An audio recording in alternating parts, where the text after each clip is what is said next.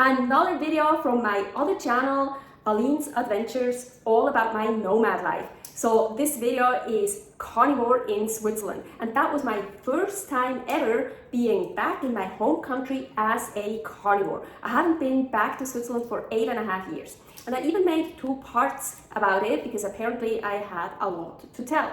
So have fun! I grew up in Switzerland and lived there for about 27 years, but I've never been in Switzerland as a carnivore. Of course, I was so very excited to go back to surprise my family. Here is a video how I surprised my mom. But I was really not looking forward to go into the country where beef is the most expensive, by far.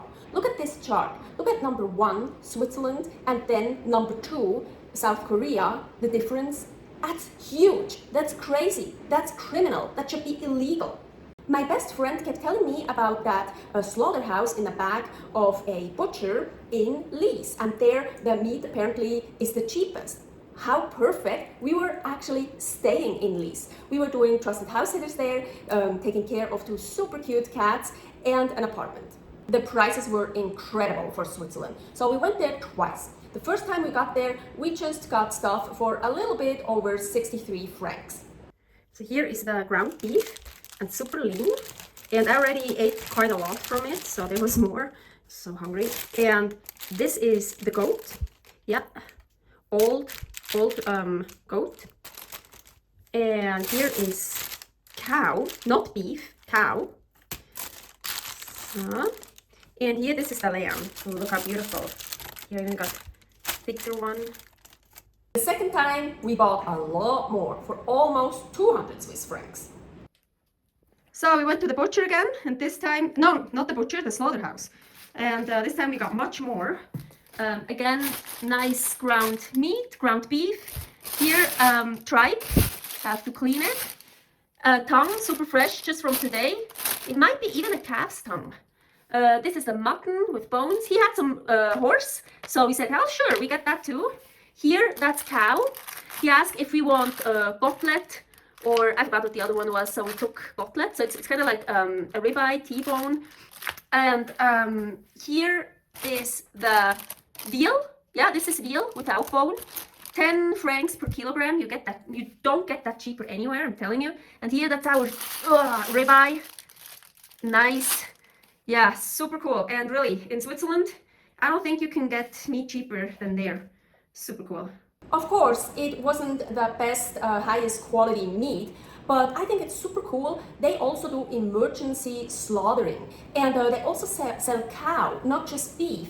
So, meaning cows that weren't raised for meat. So yeah, the meat was quite tough, but I made lots of stews out of it, and they were just so delicious. Especially the goat and the lamb. Yes, they also had that. Those were awesome, those stews. Oh, and the horse meat was absolutely delicious, to die for. That must have been really good quality.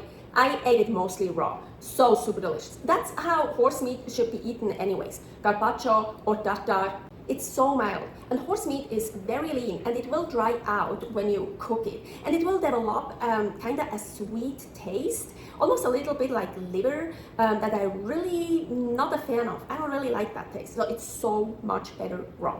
But it only develops that weird sweet taste when you cook it.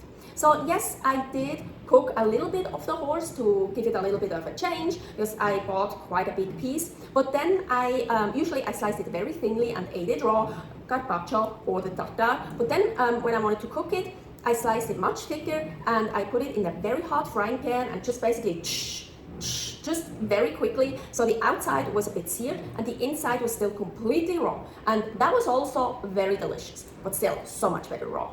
I also liked using a little bit of pork jowl fat to sear the horse in it, because horse is so lean. And what is also a really great idea is to use a horse steak that is still frozen, so it won't get overdone. So you can really sear it on the outside, so get a nice color, but the inside will still be raw. So if you want to cook horse meat, that's a way to cook it. In my opinion, otherwise, if you cook it any more than that, you completely ruin it. But that's my opinion. So I learned a long time ago that the original tartare is made from horse meat, and that's why usually restaurants and places call it beefsteak tartare when it's made from beef, to make sure, hey, this is beef and not horse. I learned that when I was a kid. Well, I don't know if it's really true, but that's what I learned. But only recently I read this story that the Tatars put horse meat under their saddle and rode it all day long to make it soft, and then in the evening they ate it raw. But apparently that's a lie. That's not true. The New York Times claims that the Germans got the idea to eat horse meat raw because they think it's healthy and it has barely any parasites. Anyways, I was eating horse meat already before I was leaving Switzerland. It's not like super common in Switzerland, but it's not like everyone is eating it, but it is known, you can find it, it's no problem to find it. Horses have a great advantage to cattle. Cattle meat gets tough when the cattle gets old. Apparently that doesn't happen with horse meat. Even when they get old, the meat is still tender and nice, and you can still get really nice steaks. When cattle gets old, you can't really get good steaks anymore.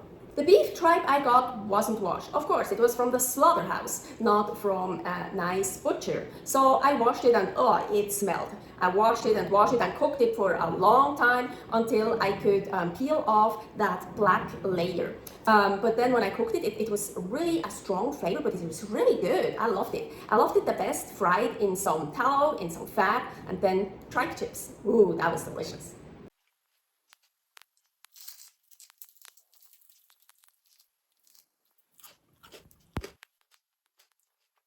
Not all the way crisped through. That one, I already took some of that. Totally done, as of all the way. Like a chip. Super tasty and so healthy. The tongue was great too. I don't know if it was beef tongue or calf tongue, veal tongue, I don't know. But anyways, it was delicious. My favorite with tongue is, well, to cook it, peel off the skin, slice it, and then fry the tongue slices in a frying pan. That's so delicious. I actually just made a recipe video out of that here in the Philippines, where I am now. So it will be here on my other channel, Creative Carnivore Kitchen. Sometime in the future, it will get aired there. Tongue.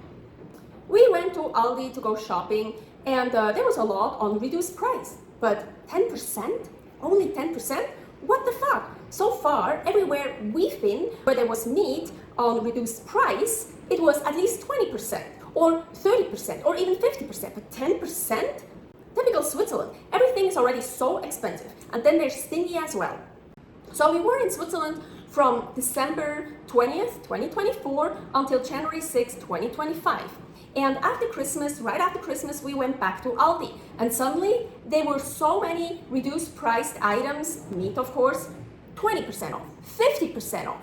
Super cool. So the New York steak I bought for 10% off on December 23rd was still good until December 29th. Well, that's what the date said.